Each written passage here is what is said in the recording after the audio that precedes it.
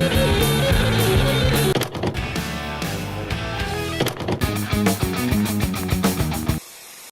to you by the people of Saba Surf.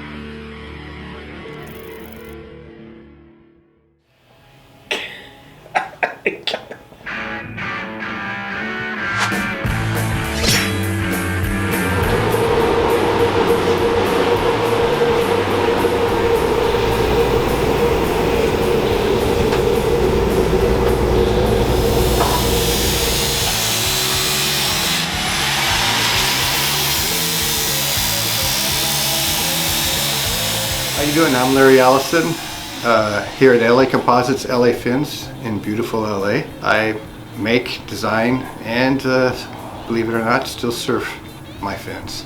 Actually, it probably started before it was in a shop. It was my dad. My dad being Army liked boats. So living in San Pedro, Fort MacArthur, we lived on the fort, which is, at that time there was a bottom, whereas a marina now, that used to be the bottom part of Fort MacArthur.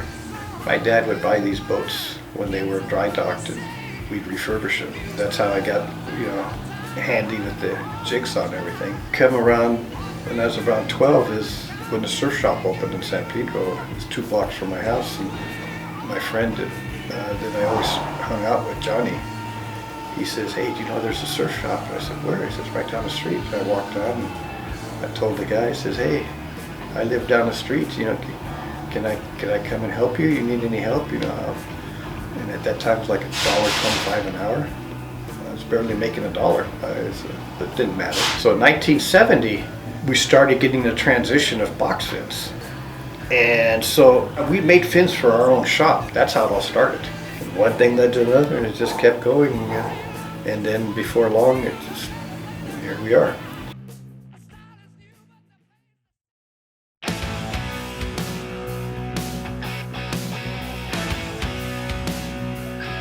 So this is the beginning and the end. This is actually the screening area. So we screen basically the fins like if you would screen a t-shirt. Pretty basic, not hand press. So we can have the efficiency at low cost to have a bunch of different names.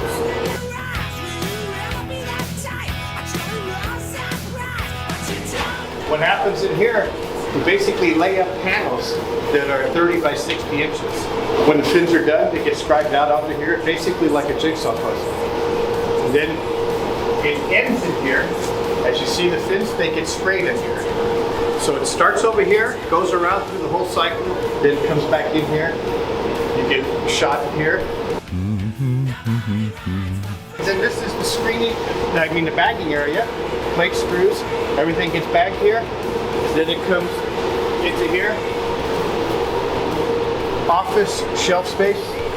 If they're here long enough to be on the shelf at the moment, so that's it. But that's the plan. Starts in here. This room here, I built. This is probably the most sophisticated as far as fin companies. The reason being is this room is completely enclosed. I had the windows put in so you could watch people, and I could talk and show people when they come through like you.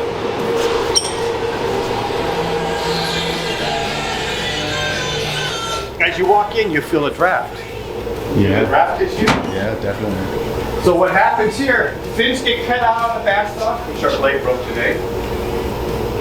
Guys CNC cut fins, and I've done water jet cutting, but when you have so many of a different template, the time that you spend setting up a CNC machine or a water jet, you're already screwed. In this situation, it may be primitive, but I'm custom. In order to be custom, sometimes it takes privilege.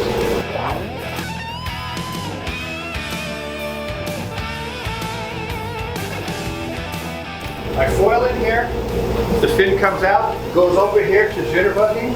Here's this particular worker, that's Jose at the moment.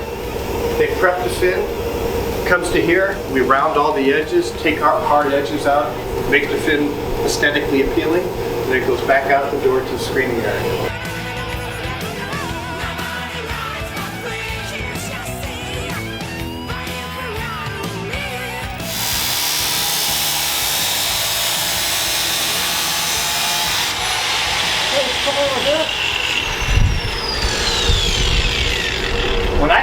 fin, there's a curve from the front, the spine of the fin, this is the spine.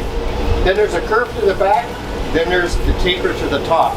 CNC machine only has 2 tapers, brings it around for the outline fin.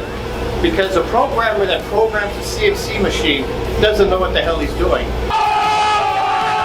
This is the most efficient place I've ever worked in, so I just took what I learned over the years and a lot of smart people and brought it together.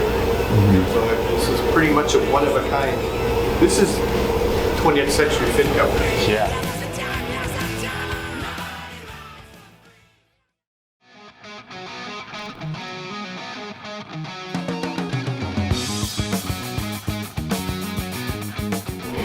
Then this is our eating entry room here. It's kind of takes me back with pictures of my transition. Here's these pictures that you see here in black and white are all in the 70s. We're behind the dry cleaners. This is me at 16. There's me up there at 16 skateboarding in front of the shop that was half of the dry cleaners. Here's guys like Bill Stewart. Bill Stewart, huge name, but very important to me because early on, a big mentor. Dennis Jarvis, being that I'm a South Bay guy. Hap Jacobs. My first board at 13 was a Hap Jacobs. At 16, when I learned to drive and met Hap, he was like a father to me. We made the fiberglass core that you see in here. It's, if you actually had this fin on your board, you could surf the south side of the Huntington Beach Pier when they had this roped off for swimmers. So then this is Jose. Jose is one of my oldest employees. Hey, Jose. He's been with me since he was a teenager. He's like an extension of me. I wish he foiled, but he does everything else but foiling. He's the laminator. He just, when I get lazy, he cracks the whip on me. What happens here, this here is going to be a retail outlet. Almond Surfboards will be one of the only surfboard that I'll carry in this shop. Then there will be 3 stand-up brands. Speedboard from Massachusetts, Vessel that's out of Costa Mesa, and Hyperfood out of Hawaii that will be brands that are in this shop. I've had opportunities, I've taken those opportunities.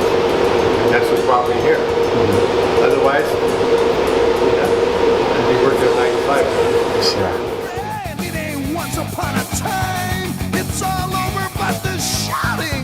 I come to take what's mine. We're searching for the latest thing. A break in this routine. Talking some new